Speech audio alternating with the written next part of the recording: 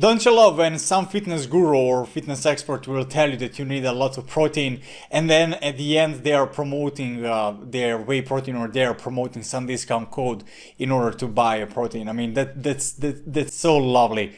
The main thing is that actually you don't need a lot of protein throughout the whole day, and I will explain you in this video how I found out about this. And this is from personal experience first, then I went to do a little bit digging and more research to see this based on science, and the science is proving this. So I will leave in the link in the description all of that data and all of that research, so that you can see for yourself how this is actually true. And I will cut the story short and tell you straight away how much do you actually need protein if you are trying to build some muscle or not trying to go into catabolic state. So actually you need 1.3 grams of protein per kilogram, and that is 0.6 grams per pound. So it is not that you need a lot. And if you're training for endurance, then you need a little bit less. You need 1.3 grams of protein per kilogram, and that is 0.5 grams per pound of your body weight. So you can see that you need to eat like half of the kilo of meat every day and to eat 10 eggs per day.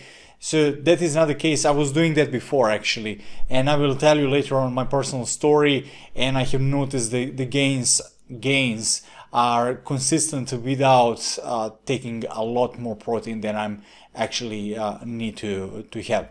So all of this comes to positive nitrogen balance. And maybe you are wondering what the heck is this nitrogen balance and what is this all about. So the main thing about this nitrogen balance is what keeps us from going into that catabolic state.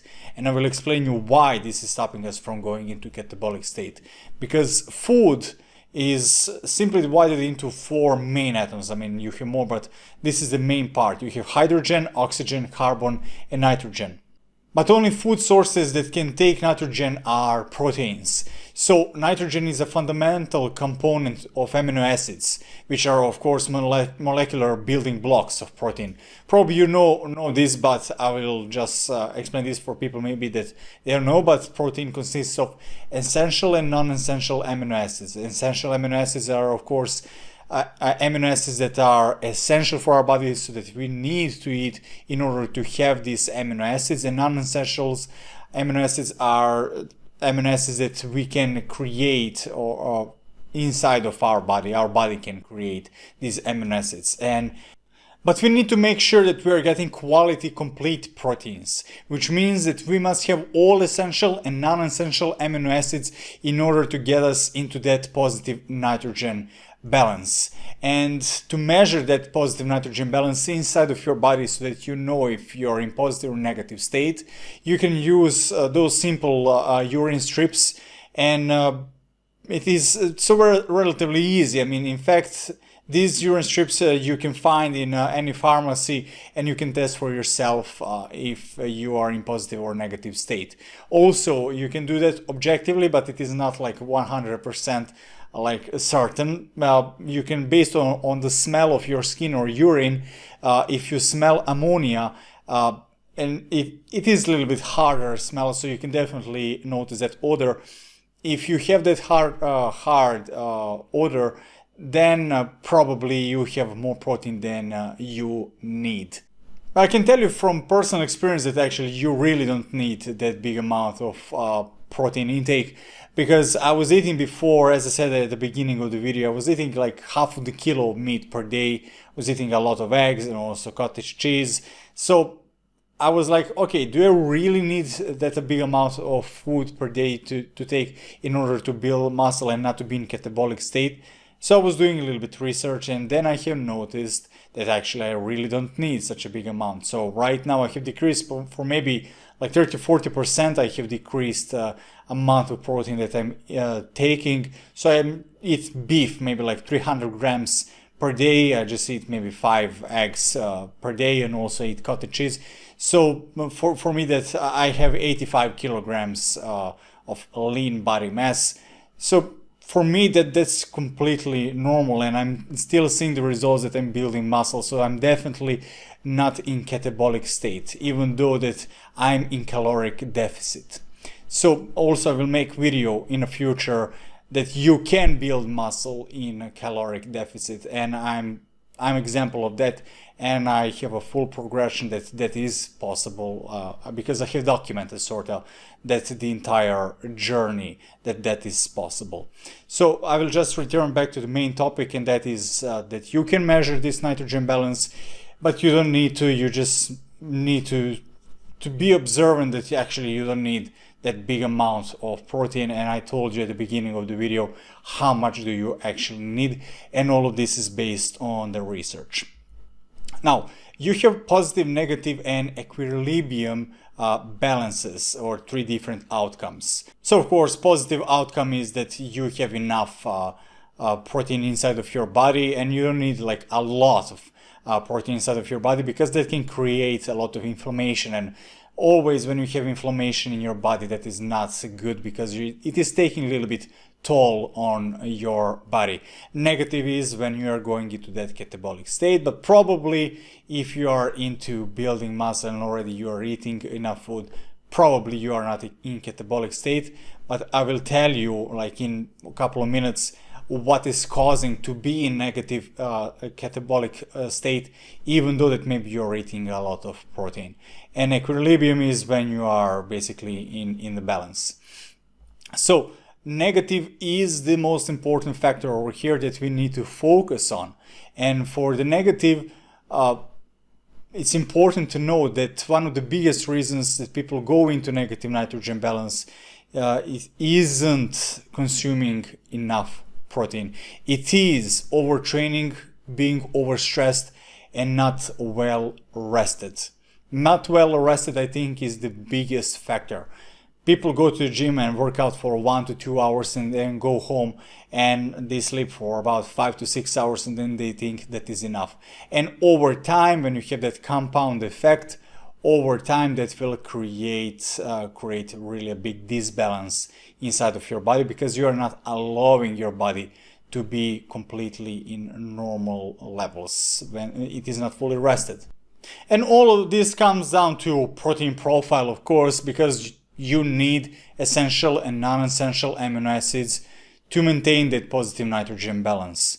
You see, if you eat vegetables or you eat carbohydrates, you are getting only a part of the nitrogen. So when you're eating protein and you are still not getting the complete profile of amino acids, from somewhere that complete part of the amino acids needs to go, and it will your body will put it from your muscles. So that's why it is important to have a complete amino acid profile when you are eating food. So that's why variety of food is important. If you're eating, for example, beef, or if you are, for example, eating pork, big majority of your amino acids will be in the complete circle. But if you are, for example, vegan or vegetarian, that's why you need more variety in your food to get that complete profile. But still, of course, you can get that complete profile and you will be in a positive nitrogen balance. Now, next, of course, is rest, because when we are resting is when that protein is doing its job and it is synthesizing. And when it's synthesizing is when we are able to extract that nitrogen and maintain that positive nitrogen balance that we need. So to get adequate rest, make sure that you are reducing that inflammation by resting and letting your cortisol levels down. Overtraining and not resting enough are huge contributors to why we have that negative nitrogen balance. Keep that cortisol level down, so you need to sleep 7 to 8 hours minimum, regardless when people are saying that you need 3 hours per day, just go hard or go home. That way, over time, you will start to build up that level of cortisol and you will start to lose muscle. Only if you are in 1% or 2% of the population that can handle to have a less amount of sleep, which is very rare out of 100 people, so it is only 1 to 2 people, then only these people can avoid that. And the last thing is amount of protein. The studies are showing that if you are a strength athlete, that you need 1.3 grams of protein per kilogram of body weight, and for endurance it is 1.1 gram per kilogram of your body weight. And be data driven, just don't go on bro science, don't just trust everything that is out there on the internet. So that's why I will leave the links in the description of this video to the research so that you can check this out for yourself. And if you cannot afford to get some nitrogen testing kits, or you don't want to get them, you don't need actually to get them. Just reduce the amount of protein that you are taking right now and sit for yourself for a couple of weeks. Then after that you will see that there is not any difference, so that you can reduce that for the next couple of months or for the next couple of years. You can stay at that lower level because you don't need those extra amount of proteins. So just test and observe for yourself. As I said, you will need just a couple of weeks to see that you are not losing any muscle. A lot of people think when I decrease the amount of protein that, oh my god, within 1 to 2 weeks I will lose my muscle gains, but that will not happen. Just test for yourself, observe. You are unique, everybody's a little bit different, but see what is going on when you decrease the amount of proteins. For myself, I have noticed that there is completely no difference at all, that I'm still noticing a good progression, even though that I have reduced for 30 to 40% amount of proteins that I'm eating for the entire day. So if you have any questions, just feel free to drop me a comment below this video, and make sure to subscribe if you like this kind of content, and also content related about mindset and business and health. So I will make sure to post that content constantly.